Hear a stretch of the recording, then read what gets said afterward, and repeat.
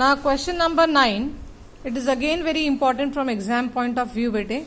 Let us read and comprehend the question first. Two water taps together can fill a tank in 9/3/8 hours.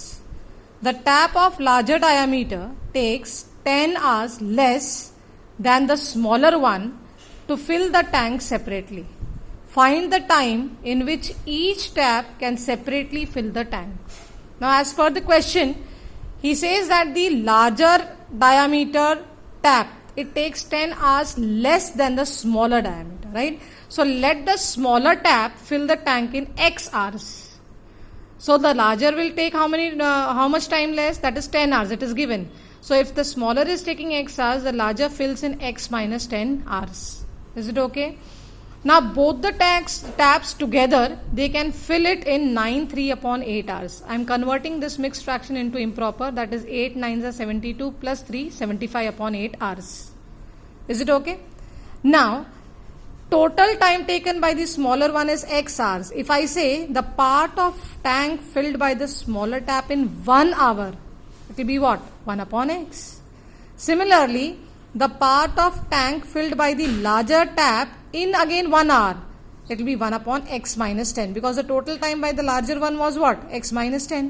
So in 1 hour it will be 1/X minus 10. And similarly, the time taken when it was together, they were filling the tank.